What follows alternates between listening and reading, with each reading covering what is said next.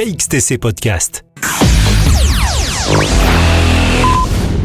Bonjour, en juillet 2024 est sorti ce nouveau livre, Pluie et lumière, paru chez Spinel Éditions. Nous avons demandé son petit résumé traditionnel à Jean-Jacques Pardini, son auteur. Je veux d'abord citer la première ligne de mon propos liminaire. Ce livre a été écrit avec le cœur et le cœur ne ment pas. Et c'est vrai que ce livre a été écrit dans un moment particulier, juste après la perte de mon papa. On sait que cette métaphore, celle du cœur qui ne ment pas, renvoie au concept de bonté. Bonté qui elle-même implique l'adhésion à certaines valeurs morales, des valeurs reconnues favorables à l'épanouissement de l'homme. Là est la lumière auquel le titre de mon essai fait référence. Cette lumière qui contraste avec la pluie, qui décrit les lieux de notre temps. Dans cet essai, je mets en scène une société, c'est la nôtre, qui manque cruellement de sens. Une société qui est marquée par l'urgence chronique, l'immédiateté, les tensions, le cynisme, l'intolérance, la perte de repères.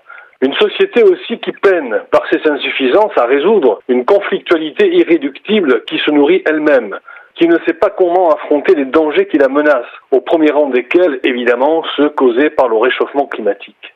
Le paradoxe est que l'homme est conscient de la pluie qui tombe. Je poursuis ici la métaphore, vous l'aurez compris. Il est conscient de cette crise de sens, de ce que certains considèrent comme une impasse, de ce progrès qui n'a pour seul moteur que sa propre perpétuation, son propre mouvement. Alors il essaie de puiser dans ses ressources, cet homme, ses ressources intérieures. Il espère l'espérance, il veut éviter l'obstacle, il se prend pour un démiurge parfois, il est de mauvaise foi aussi, il conteste, il vitupère, il gesticule, il se résigne ou pas, il cherche le seul plaisir égoïste.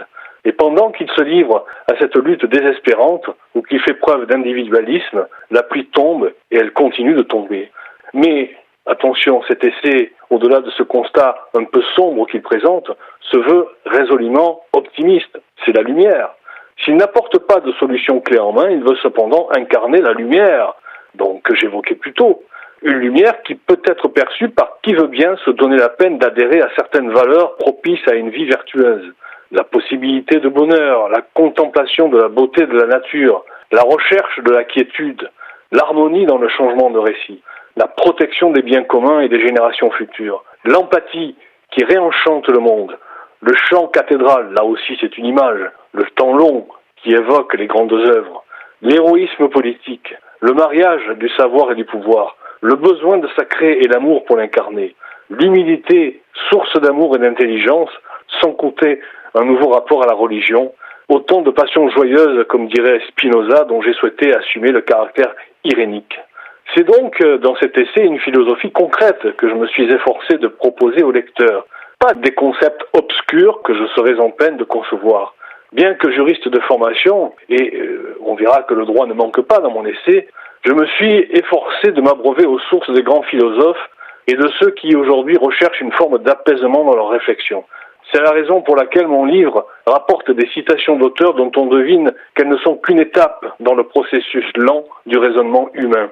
Pour autant, je n'ai pas oublié d'instiller quelques touches d'humour, comme d'ailleurs je l'avais fait dans mon premier essai, publié chez l'Harmattan en 2017 et qui était intitulé « Que vive l'espoir ». L'espoir déjà, l'espoir aussi que l'on retrouvait dans un roman que j'avais publié chez Edilivre en 2018, un roman qui s'intitulait Yann, en référence à l'immolation de Yann Palach en 1969. KXTC Podcast.